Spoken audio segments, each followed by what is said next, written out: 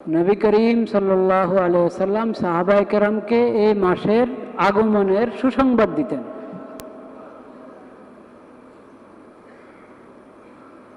যে দেখো, এই বরকতের মাস, শাহরুন মুবারক, বরকতপূর্ণ মাস তোমাদের সামনে উপস্থিত হয়েছে।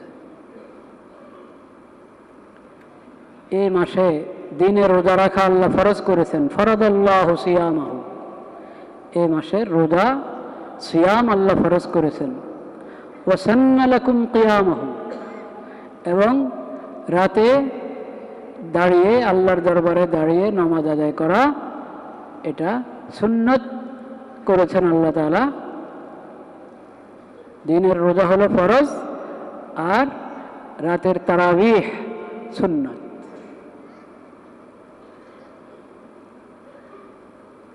আল্লাহ এই তারাবিহের বিধান দান করেছেন।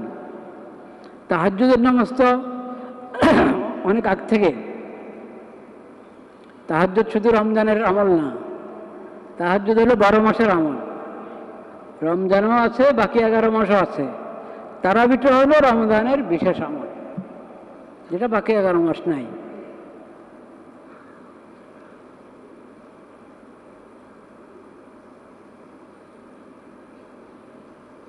তো তারাবিহের বিধান আল্লাহ তাআলা দান করেছেন, কিন্তু রমজানের রোজার মতো এটাকে ফরজ করেন নাই। দিনের রোজাটা হলো ফরজ, আর রাতের তারাবির যে বিধান আল্লাহ দিয়েছেন সেটা হলো সুন্নত, সুন্নতে মুআক্কাদা,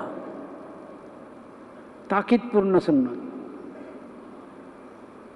সবচেয়ে উত্তম হলো মসজিদে জামাতের সাথে পড়তে পারা এবং তারাবিহের মধ্যে কোরআন কারীম খতম করা।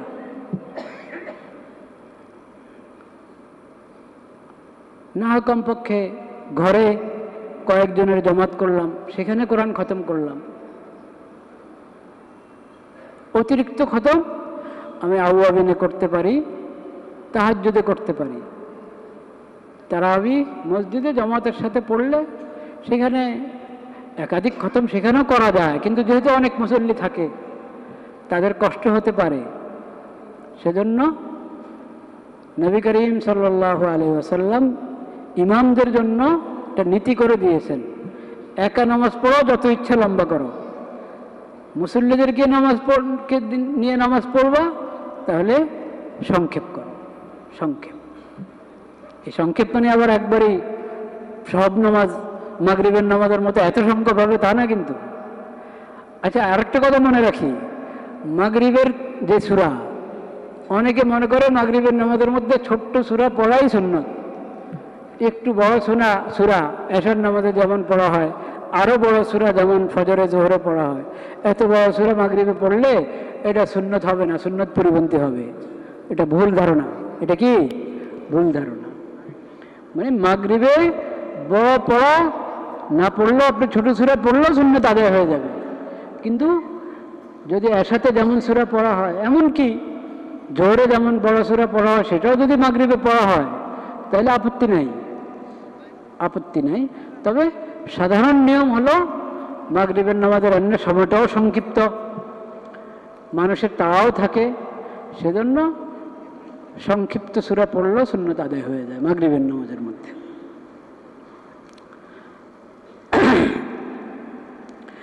তো বলছিলাম যে তারাবিহের নামাজ সুন্নতে মুআক্কাদা। কত রাকাত? 20 রাকাত। তারাবিহের নামাজ কত রাকাত? 20 রাকাত। তাহাজ্জুদ হলো 8 রাকাত। তাহাজ্জুদের নামাজ 8 রাকাত, কিন্তু সেখানেও যদি কম পড়া হলো, উঠতে একটু দেরি হয়েছে, 4 রাকাত পড়লো, 2 রাকাত পড়লো, কোনো আপত্তির কিছু নেই। আর সময় একটু বেশি পেলাম, আজকে তাহাজ্জুদে বেশি তেলাওয়াত করব, তো বেশি রাকাত পড়তে যাচ্ছি, তো তাহাজ্জুদের মধ্যে যদি 8 রাকাতের বেশি পড়া হয়, সেটাও তো আপত্তি নাই, সেটাও সুন্নাহ পরিপন্থী না। সাধারণত নবী করিম সাল্লাল্লাহু আলাইহি ওয়াসাল্লাম তাহাজ্জুদের নামাজ 8 রাকাত পড়তেন, কিন্তু কম করা এবং বেশি করারও অনুমতি দিয়েছেন।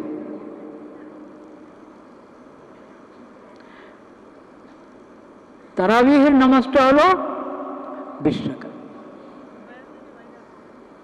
এখন আল্লাহর কোনো বান্দা আছে যে সে তারাবিহের মধ্যে অনেক পারা পড়বে, অনেক পারা পড়বে, 3 পারা 4 পারা 5 পারা একা পড়ছে, বা ওনার পিছনে 2-3 জন এমন দাঁড়িয়েছে ওনার মতো মজবুত, অনেক পারা উনি পড়তে চাচ্ছেন, মসজিদের খতমে না, নিজেরা খতম করছেন, অনেক পারা পড়তে চাচ্ছেন। তো উনি তারাবি পড়তে পড়তেই সেহরির সময় গণিয়ে গেছে, তারাবি পড়তে পড়তেই সাহারির সময় কি গণিয়ে গেল। তাইলে ওনার তারাবি দ্বারাই তাহাজ্জুদের কাজও হয়ে গেছে, তাইলে ওনার তারাবির দ্বারা কি তাহাজ্জুদের কাজও হয়ে গেল। কিন্তু আমি তারাবি আগ্রাতে পড়লাম, আগ্রাতে তারাবি পড়ে শুয়ে পড়লাম, বিশ্রাম করলাম, শেষ সাথে আবার উঠলাম, শেষ সাথে উঠবই, সাহারির জন্য উঠাই হয়, তখন আবার তাহাজ্জুদ পড়ব। তখন কি পড়বো?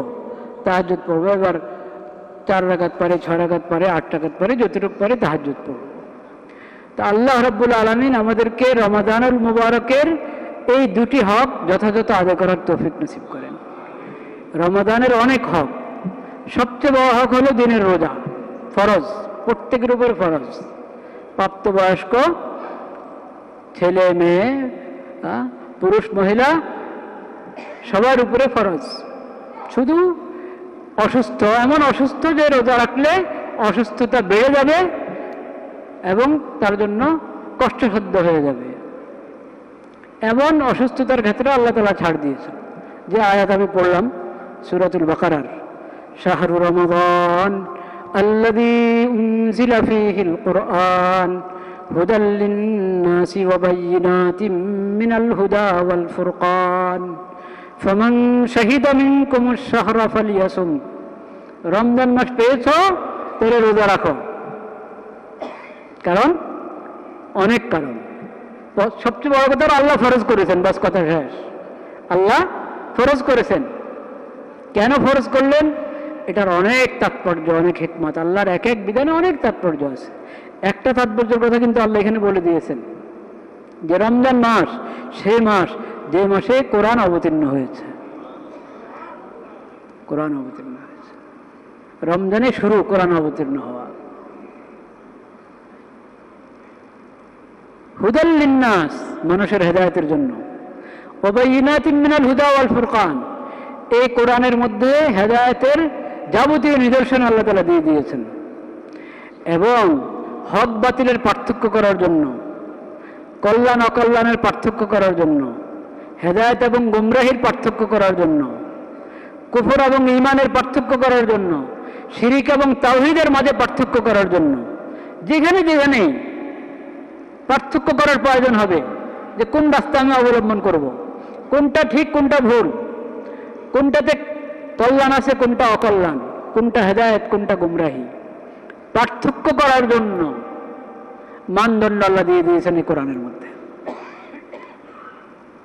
এমন কিতাব, হেদায়েতের এমন কিতাব তোমরা পেয়েছো এই মাসে, ফামান শাহিদা মিনকুমুশ শাহরা ফালিয়াসুম, কাজেই যে রমাদান মাসে উপনীত হবে সে যেন রোজা রাখে। এটা কোরআনের নেয়ামতের শুকরিয়া, বলেন সুবহানাল্লাহ। আল্লাহর বড় নেয়ামত কোরআন কারীম। কোরআন না পেলে ঈমান পেতাম কোথায়? কোরআন না পেলে ইসলাম পেতাম কোথায়? আমরা কোরআন না পেলে ইসলামী শরীয়ত কোথায় পেতাম? কোরআন না পেলে হেদায়েত কোথায় পেতাম? এমন নেয়ামত, এত বড় নেয়ামত এই রমজান মাসে আমরা পেয়েছি। তো আল্লাহ বলেন এই নেয়ামতের শুকর আদায় করো। যে রমজান মাসে উপনীত হবে সে যেন রোজা রাখে। ومن كان مريضا أو على سفر فعدة من أيام أخر, তবে যে অসুস্থ, রমজান মাস এসেছে, রমজান মাস পেয়েছে সে, কিন্তু অসুস্থ, হালকা অসুস্থ না, একটু ঠান্ডা লেগেছে, একটু মাথা ব্যথা, হ্যাঁ, একটু পেট ব্যথা, আর কত রোগ তো আছে, এটা ওই রোগ নিয়ে মানুষ সুন্দর জিন্দগি ভর চলতে থাকে। ডায়াবেটিস, প্রেশার, হ্যাঁ আছে না, ব্যথা, এগুলো তো জীবনের সঙ্গী, অনেকের ক্ষেত্রে এটা জীবনের সঙ্গী হয়ে আছে। এইসব অসুস্থতার কারণে রোজা বাদ দেওয়ার কথা না। যেটা এমন অসুস্থতা যে কারণে রোজা রাখলে তার অসুস্থতা বেড়ে যাবে এবং সুস্থ হওয়া দীর্ঘায়িত হবে এবং তার জন্য এটা কষ্টসাধ্য, এমন অসুস্থতা, এটা ইমানদারির সাথে ফয়সালা করতে হবে। যে ডাক্তার নিজে রোজা রাখে না সেই ডাক্তার তো আপনাকে আগেই বলে দিবে হ্যাঁ রোজা রাখবেন না।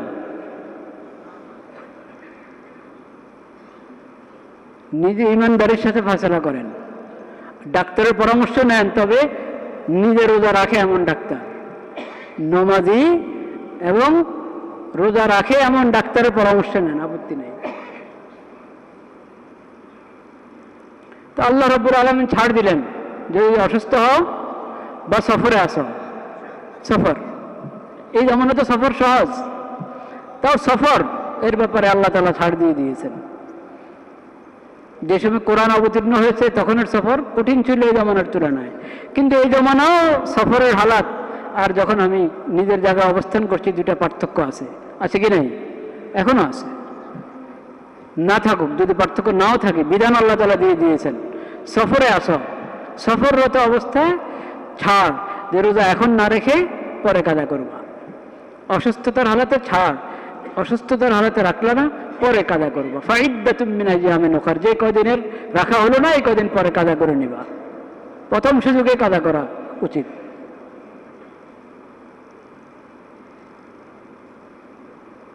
ইউরিদুল্লাহু বিকুমুল ইউসরা ওয়া লা ইউরিদু বিকুমুল উসর, আল্লাহ তাআলা তোমাদের জন্য সহজতা চান। এতে ছাড় দিয়ে দিলেন, অসুস্থতার কারণে এখন না রেখে পরে কাজা করলে চলবে, সফরের কারণে এখন সফরের হালাতে আছো তো এখন যদি তোমার চাও যে এখন রাখবে না পরে পুরো করবা, ছাড় আছে। ইউরিদুল্লাহু বিকুমুল ইউসরা ওয়া লা ইউরিদু বিকুমুল উসর, কিন্তু কিনা মাঝখানে আয়াত আছে তো আরেকটা,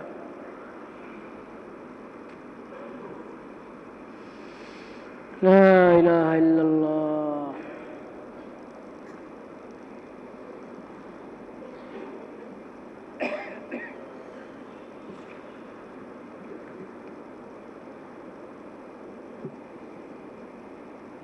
বলে চুপ মিলে কোথায়, হ্যাঁ হ্যাঁ, আর আগে ওয়ালাল্লাযীনা ইউতীকুনাহু ফিদিয়াতুন তাআম ওয়া আন তাসুমু খায়রুল লাকুম, ওয়া আন তাসুমু খায়রুল লাকুম, এর আগে আগের পৃষ্ঠায় ওয়া আন তাসুমু খায়রুল লাকুম। অত বেশি আল্লাহ তো ছাড় দিয়েছেন, কিন্তু তুমি যদি দেখো যে সফরের হালাতে আমি রাখতে পারি, ওরকম সমস্যা আমার হচ্ছে না, তো রোজা রেখে নাও নগদ, কারণ পরে কাজা করলে রমজানে রাখার যে সওয়াব সেটা তো আর পাবে না, সেই ফায়দাটা তো আর পাবে না। এখন নগদ রাখতে পারলে ভালো, কিন্তু ছাড় আছে, পরে কাজা করে নিবা। ইউরিদুল্লাহু বিকুমুল ইউসরা ওয়া লা ইউরিদু বিকুমুল উসর, আল্লাহ কাঠিন্য চান না তোমাদের জন্য, এমন বিধান দিয়ে দিবেন যে তোমার পালন করা কষ্টসাধ্য হয়ে যাচ্ছে, তোমার জন্য কঠিন হয়ে যাচ্ছে না, এমন না।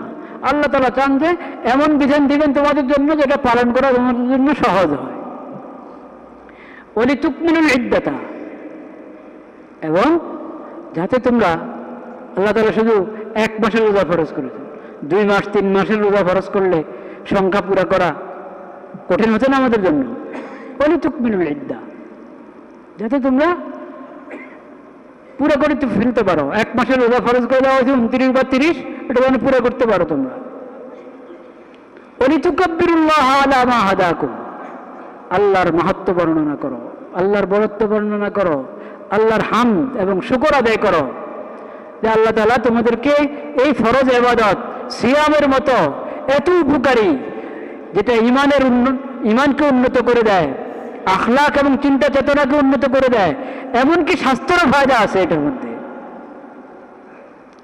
কত ফায়দা আমরা কতটুক জানি, কতটুক বুঝি। এমন ইবাদতের রাস্তা দেখিয়ে দিয়েছেন তোমাদেরকে আল্লাহ তাআলা, তো তোমরা আল্লাহর তাকবীর বলো, আল্লাহু আকবার, আলহামদুলিল্লাহ বলো, শুকর আদায় করো, ওয়া লাআল্লাকুম তাশকুরুন, আলহামদুলিল্লাহ, সুবহানাল্লাহি ওয়া বিহামদিহি, সুবহানাল্লাহিল আযীম, আল্লাহু আকবার, লা ইলাহা ইল্লাল্লাহ, আল্লাহু আকবার ওয়া লিল্লাহিল হামদ। وإذا سألك عبادي عني فإني قريب أجيب دعوة الداعي إذا دعان فليستجيبوا لي وليؤمنوا بي لعلهم يرشدون। দোয়া তো সবসময় আমল, কিন্তু বিশেষভাবে রমাদানের মুবারক দোয়া কবুলের মুহূর্ত। যতক্ষণ বান্দা রোজা রাখছে, তো রোজাদার হওয়ার কারণেই প্রতিটা মুহূর্তে দোয়া কবুলের সময়। আর এমনি প্রতি সকাল, প্রতি সন্ধ্যা, প্রতি ভোর রাত, প্রতি নামাজের পর 11 মাসে আমরা পেয়ে থাকি, কিন্তু রমজানের ভোর রাত এটা তো ব্যতিক্রম, ব্যতিক্রমধর্মী, আলাদা বরকত, আলাদা ফজিলত, অতিরিক্ত বরকত এবং ফজিলত প্রতিটা মুহূর্ত। সেজন্য আল্লাহর কাছ থেকে উসুল করার সুবর্ণ সুযোগ রমজান মাস। ওই রমজানের রোজার আলোচনা, রোজা তারাবির কথার পরেই আল্লাহ তাআলা বলেছেন দোয়ার কথা। আল্লাহ হাজির, তোমার ডাকে সাড়া দেওয়ার জন্য, তোমার দোয়া কবুল করার জন্য আল্লাহ তাআলা হাজির। বন্দানা বলবে লাব্বাইক, হজের সময় বলে থাকি আমরা লাব্বাইক আল্লাহুম্মা লাব্বাইক, ওই সময় তো জিকিরের মধ্যেই লাব্বাইক আছে। এমনি লাব্বাইকের মানসিকতা, এরা তো 24 ঘন্টা 12 মাস 24 ঘন্টা, এটা শুধু হজের সময় একবার না। লাব্বাইক মুমিনের কাজেই তো লাব্বাইক বলা। যেখানে আল্লাহ বলেছেন ইয়া আইয়ুহাল্লাযীনা আমানু, হে ইমানদার বান্দারা, হে ইমানদারগণ, বান্দা কি বলবে? লাব্বাইক, আল্লাহ আমি হাজির। তো আল্লাহ কি বলছেন? আল্লাহ তো বলছেন আমার ফায়দার জন্য। আল্লাহ তো আমাদেরকে ডাকেন এমন বিধান দেওয়ার জন্য, যে বিধানে আমার হায়াত, যে বিধানের মধ্যে আমার সমস্ত কল্যাণ এবং খায়ের এবং বরকত। তো সেজন্য দোয়ার খুব গুরুত্ব দেওয়া। যখন এটা দোয়ার মাস, রমজান কোরআনের মাস, সিয়ামের মাস, তারাবিহের মাস, দোয়ার মাস, সদকা খায়রাতের মাস, কত আমলের জন্য আল্লাহ তাআলা বিশেষ বরকত পূর্ণ মাস হিসেবে এই নিয়ামত আমাদেরকে দান করেছেন। যত সব নেক আমল এবং ইবাদত অন্যান্য মাসে আছে, এগুলো যদি রমজানে আমি গুরুত্বের সাথে আদায় করি, তো এটার জন্য আলাদা বরকত এবং ফজিলত আল্লাহ তাআলা দান করে থাকেন। তো দোয়া, যখন এটা দোয়ার মাস, দোয়া কবুল হওয়ার শর্তগুলোর দিকে খেয়াল রাখা দরকার কিনা? হ্যাঁ, দোয়া কবুল হওয়ার কি কি শর্ত? দোয়া কবুল হওয়ার পূর্ব শর্ত সবাই জানি আমরা। পানাহার কি হতে হবে? হালাল হতে হবে। পানাহার হালাল হতে হবে, বাসস্থান হালাল হতে হবে, পোশাক হালাল হতে হবে। এটা দোয়ার, এমন আল্লাহ দোয়া কবুল করেন, কিন্তু এই শর্ত পাওয়া গেলে দোয়া কবুল হওয়া একেবারে নিশ্চিত। দোয়া কবুল হওয়া নিশ্চিত হওয়ার জন্য এই শর্তগুলো আছে। তো আল্লাহ রাব্বুল আলামিন ওইভাবে রমাদানের প্রস্তুতি গ্রহণ করার আমাদেরকে তৌফিক দান করেন। রমাদানুল মুবারকের এই নিয়ামত আমরা পেতে যাচ্ছি এমন একটা মুহূর্তে, কোরআনের নিয়ামত, কোরআনের মাস রমজান, সিয়ামের মাস রমজান, এই বরকত এবং ফজিলতের মাস আমরা এমন এক মুহূর্তে পেয়েছি, যেই মুহূর্তে কোরআন এর বিধানের, কোরআনের হেদায়েতের আমাদের সবচেয়ে বেশি দরকার। যে মুহূর্তে দোয়া কবুলের সবচেয়ে বেশি মুহতাজ আমরা, এমন এক মুহূর্তে আমরা পেয়েছি। বলেন আলহামদুলিল্লাহ। দেশে একটা নতুন হালাত, এই সময় যদি আমরা এই নিয়ামতের কদর করতে পারি, যে আচ্ছা এই শাওবানে দেশের মধ্যে নতুন একটা পরিস্থিতি সৃষ্টি হলো, এই বরকত এবং ফজিলতের সময়, এবং রমজান মাস একেবারে নিকটে, তাহলে আমরা সবাই শাসক এবং জনতা, শাসক এবং কি জনতা, শাসক এবং জনগণ, আমরা সবাই রমজানের এই সুবর্ণ সুযোগকে ব্যবহার করি সুন্দর বাংলাদেশ গড়ার জন্য। রমজানের এই সুবর্ণ সুযোগকে কাজে লাগাই শাসকগণ এবং জনগণ সবাই, এবং কোরআনের হেদায়েত, কোরআন থেকে হেদায়েত গ্রহণ করি কিভাবে আমাদের দেশে শান্তি আসতে পারে, নিরাপত্তা আসতে পারে।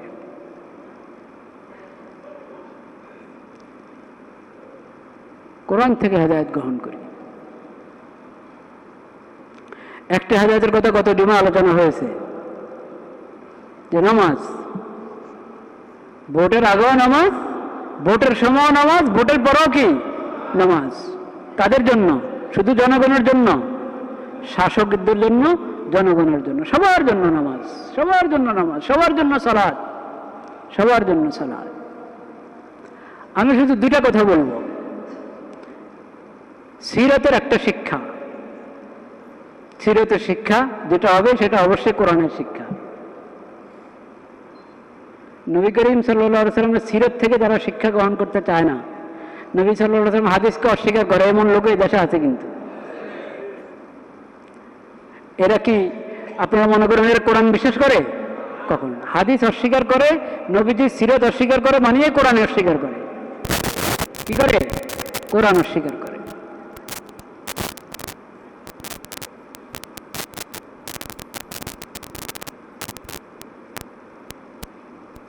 নবীজির সিরাত, নবীজির হাদিসের সবকিছু কোরআন থেকে নেওয়া, সবকিছু কোরআন থেকে নেওয়া। তো সিরাতের একটি শিক্ষা আজকে বলবো আমি ইনশাআল্লাহ, আর কোরআন কারীমের একটা আয়াত বলবো, বস এখানে কথা শেষ। রমাদানুল মুবারক সম্পর্কে বাকি কথা আল্লাহ হায়াতে রাখলে আগামী জুমা হবে ইনশাআল্লাহ। সিরাতের শিক্ষা, ইদা মালাকতা ফাআহসিন, ইদা মালাকতা ফাআহসিন, ক্ষমতা পেয়েছ এটার সদ্ব্যবহার করো।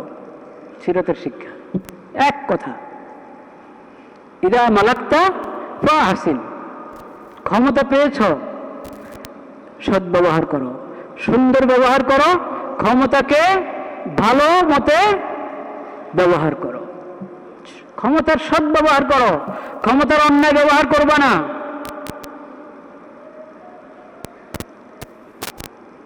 যদি এই নীতির উপরে, সিরাতের এই শিক্ষার উপরে আমল করা হয়, এখন এই নতুন পরিস্থিতিতে যাদের হাতে ক্ষমতা যাবে, সবাই যদি সিরাতের এই শিক্ষাকে মনে প্রাণে বিশ্বাস করে, আমল করে, ইদা মালাকতা ফাআহসিন, ক্ষমতা তো নিজের বলে আসে নাই, ক্ষমতা নিজের বলে আসে নাই।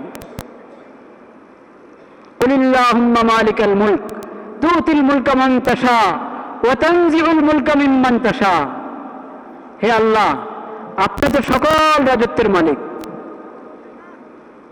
যাকে চান আপনি রাজত্ব দান করেন, আর যার কাছ থেকে আপনার ইচ্ছা হয় আপনি যার কাছ থেকে চান রাজত্ব ছিনিয়ে নেন। ওয়া তুইজ্জু মান তাশা ওয়া তুযিল্লু মান তাশা, যাকে চান ইজ্জত দান করেন, যাকে চান লাঞ্ছিত করেন, বেইজ্জত করেন।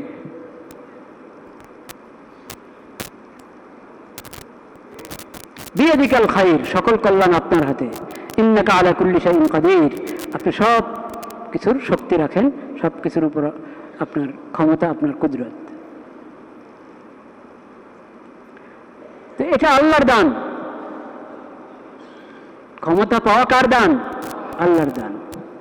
আল্লাহ যখন ইচ্ছে তখন নিয়ে নিতে পারেন, সেজন্য এটা অহংকারের বিষয় নয়, শুকরের বিষয়। অহংকারের বিষয় নয়, কিসের বিষয়? শুকরের বিষয়। আল্লাহকে স্মরণ করো, আল্লাহর শুকর আদায় করো, সিজদায় পড়ে যাও,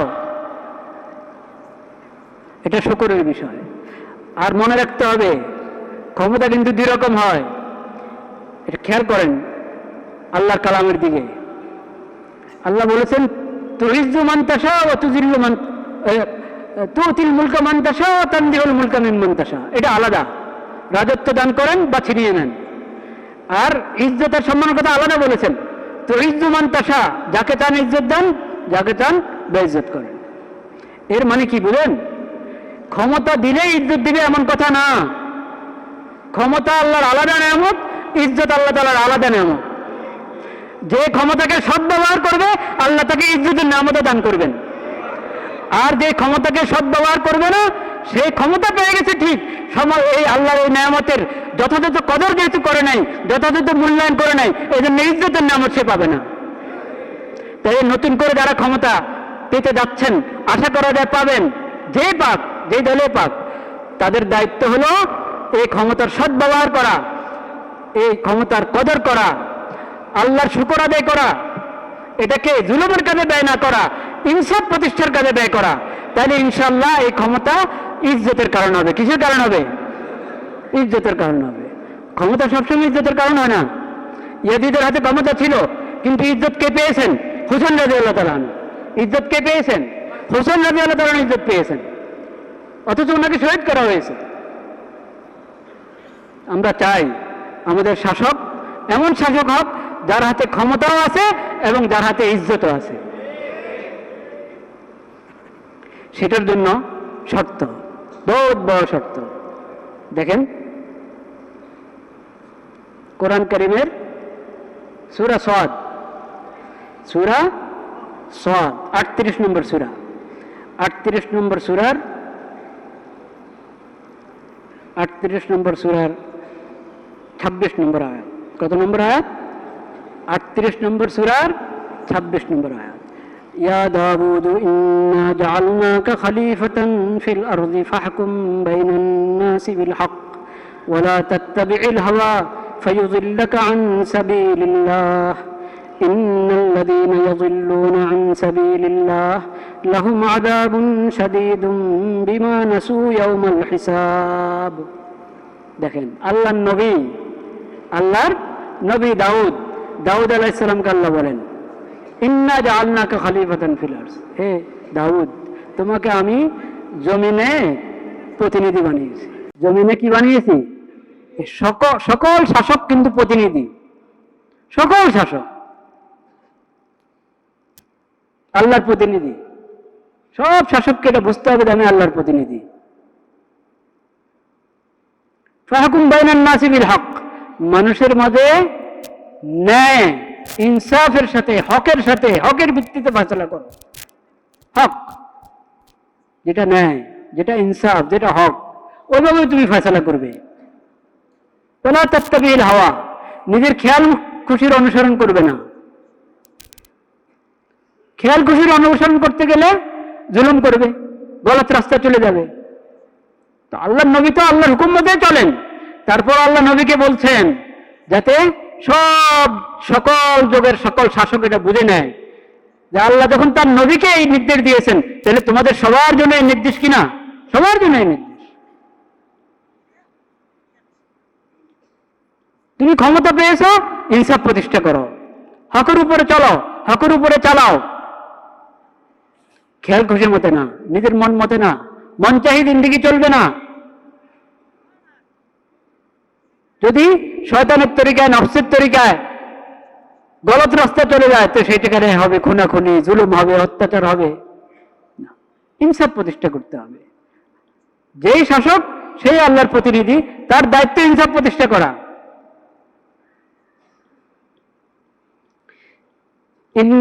ফায়ুযিল্লাকা আন সাবিলিল্লাহ, সঠিক রাস্তা থাকতে পারবা না যদি খেয়াল খুশির মতো চলো, হকের উপরে চলো, তাহলে সঠিক রাস্তায় থাকতে পারবা।